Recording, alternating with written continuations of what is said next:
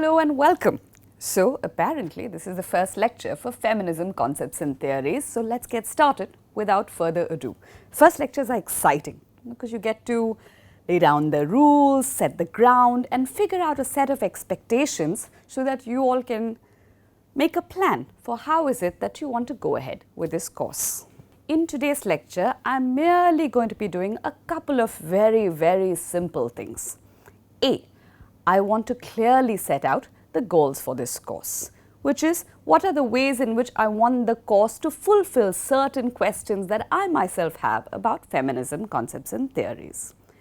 2, I want to give you an introduction to what we term as vocabulary. Now, of course, this might seem a little confusing. Ostensibly, this course is in English and therefore one should not need an introduction, but I will come to the reasons why this might not be the case. Let's get started. What are the goals of the course? And all of you have seen the initial sheet that's online, so I'm just going to be repeating some of it, but I want you to pay attention and take care in making sure that you read what you thought you read. This course will evaluate the rise and trajectory of the feminist movement and explicate concepts surrounding feminism. Now, this is important to know because while we are locating this squarely in the feminist movement, or what we consider a historical rise in the understanding of feminism, we're also interested conceptually in what surrounds it. And this is true of all social movements.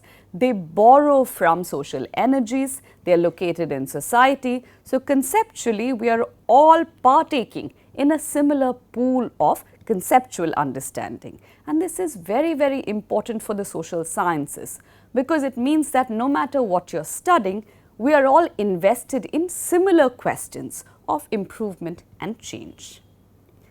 2, we will look at the ways in which feminism has developed, its organization around questions of gender, its mandate and its contemporary import.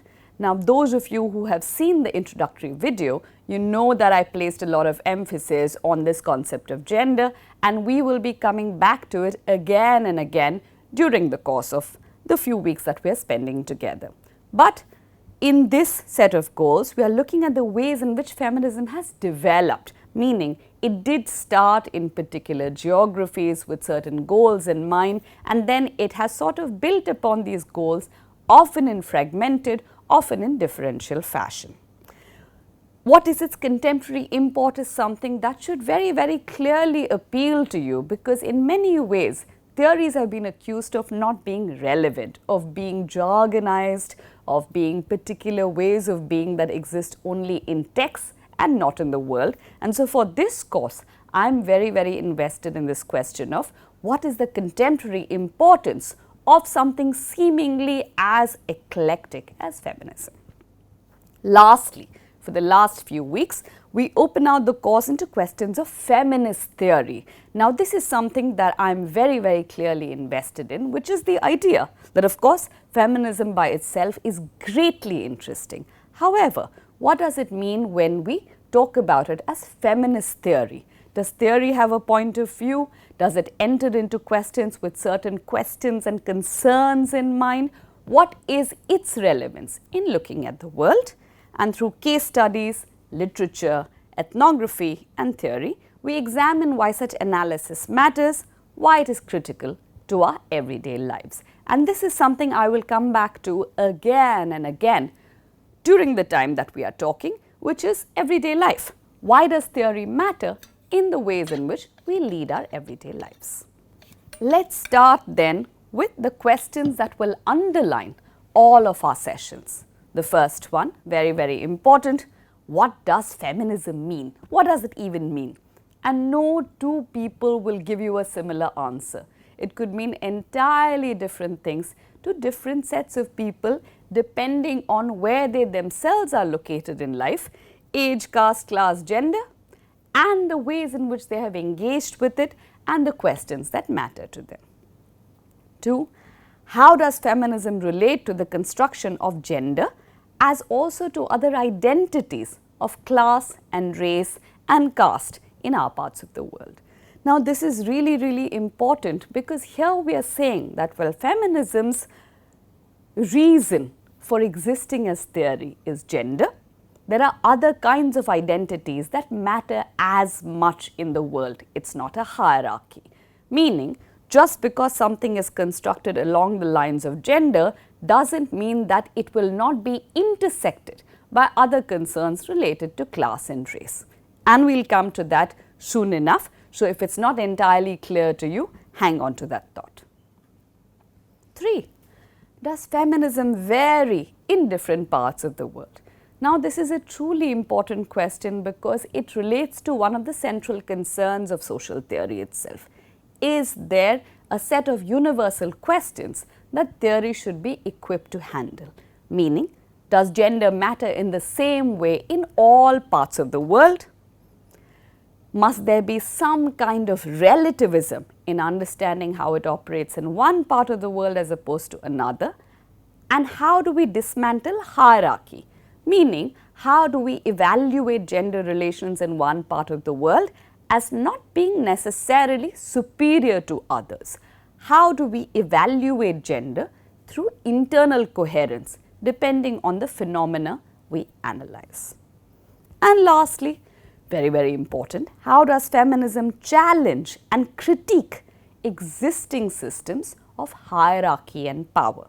Now, many people might vary in their understanding of whether this matters or not, but feminism is very clear about it. It is invested in gender in order to be able to subvert existing systems of power, and by that we mean particular terms such as patriarchy. I will also come to that soon enough, and I hope this has been a suitable introduction to understanding why, although this is an introductory course, the concepts we are examining are not simple. Really important question. Why would I want to introduce you to vocabulary? Surely we participate in the same linguistic world, English. What does vocabulary mean over here? Let me give you a really important example. So, what you see on the slide is something called the sex-gender system, which is at the heart of a lot of feminist theory.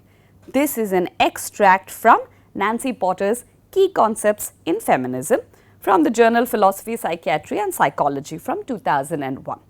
I'm going to read it out very slowly, through which you will probably understand what I mean when I say you might need some sort of hand-holding in terms of vocabulary or an introduction before we can agree on what something means when I say it in this class. The sex-gender system is argued to be a set of arrangements by which a society transforms biological sexuality into gendered beings whose activities and roles are expected to correlate with biology. Deviations from assigned and anticipated entailments from one's biological sex are taken as signs of pathological or criminal behavior. Now, I will assure you that this sentence is actually much simpler than it seems when you hear it first.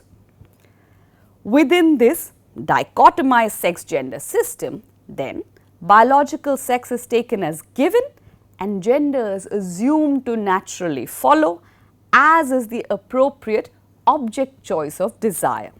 Gender, thus, is an analytical category that refers to the social organization of the relationship between the sexes. The term gender is used to designate psychological, social and cultural aspects of maleness and femaleness, although even biological sex as a natural kind is now questioned by many theorists. So, what is it that you can actually understand at first go?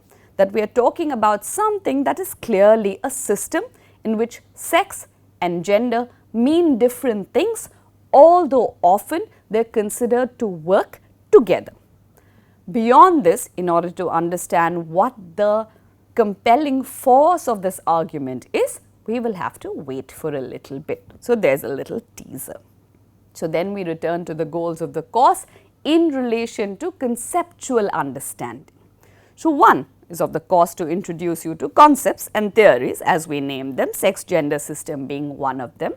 The other is to help you to read and understand these concepts and theories seriously and academically and not merely casually or superficially. And here's an important distinction. The way that we use certain words within feminist theory may not be intuitive. They may not strike you in the same fashion as a literal understanding of the words will, and this is something important to understand.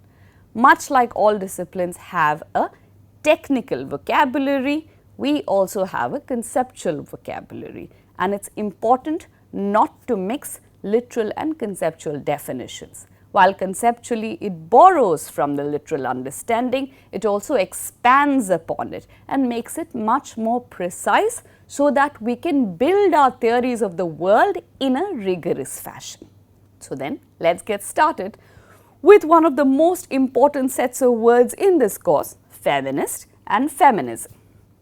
So let me then ask you, what do the words bring to mind? And depending on who I'm asking, this might well be a really dangerous question. What do the words bring to mind? And I would recommend that you perform maybe a minute-long exercise where you note down these things.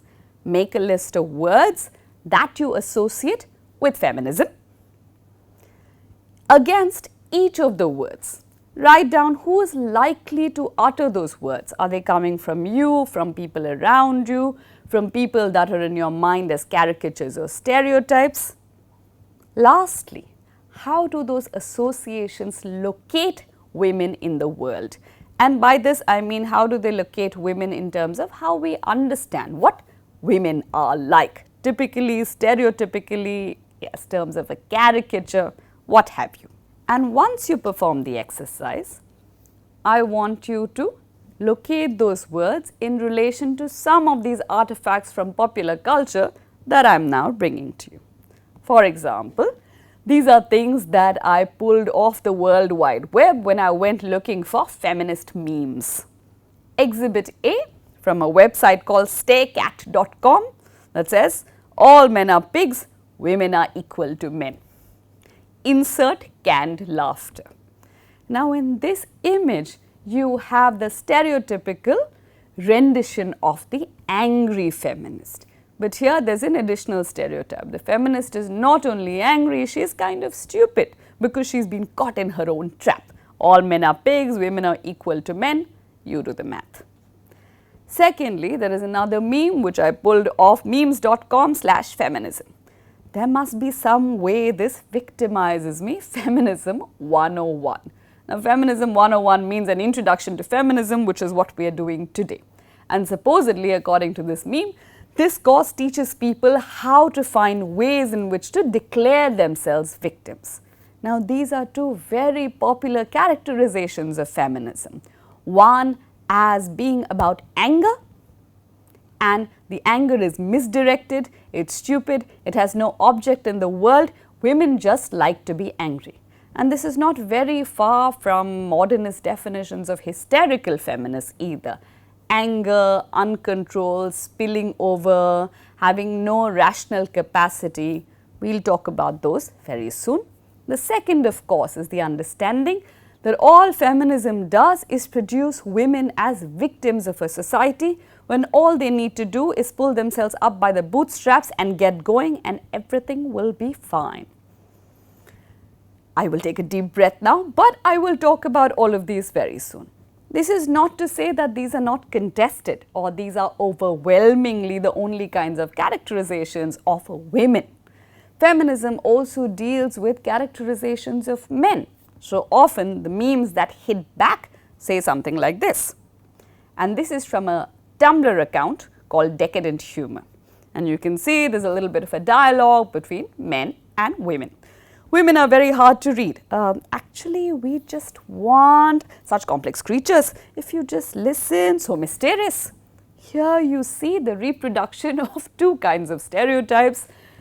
What they call mansplainers, men who explain things to women, and women who are trying hesitantly to get a word in edgewise, don't have confidence. And stereotype number 3, women are just mysterious, complex creatures. You can't explain them. No man can explain a woman. All of these are, while important to feminism, they are side projects. They are things that are the material of feminist theory that will help us understand how these things operate in the world. So these are really, really important for you to start paying attention to. We have a separate week on popular culture itself, but until then, I will keep introducing these in the lectures as well. Therefore, in the face of existing stereotypes and so much overwhelming, opinionated material on feminism and feminists, please remember the following. Feminism has a particular history that varies across caste, class, and geographical location. I should also add race into this mix.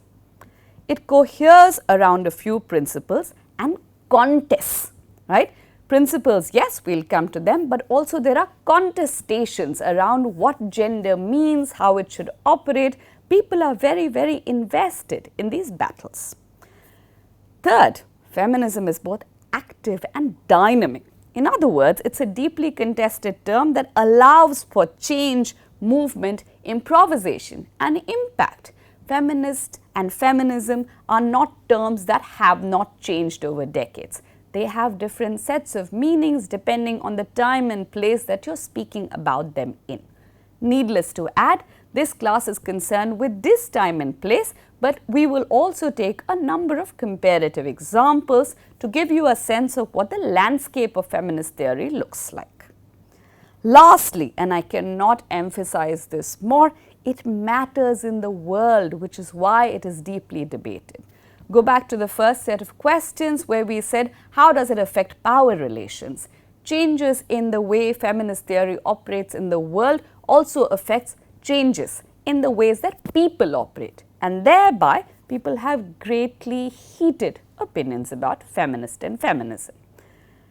Now that I've given you so much to think about, I hope this lays ground for what is coming henceforth. So in the next lecture, we will be occupied with words, just singular words that I will explicate historically, specifically, and conceptually. So until next time, please do your work. Please try and make sure that you understand what we are talking about, and I look forward to more. Couple of tips to decipher such vocabulary. Understand both the literal and the conceptual definition. Do both. Find ways to locate words in your everyday life and through your own experiences. And this is very important because with theory, it runs the risk of being very dry and boring, and you have to be able to use it as a lens to understand your own life. Do not be worried if it is not entirely comprehensible immediately, and I will say this again and again, things take time.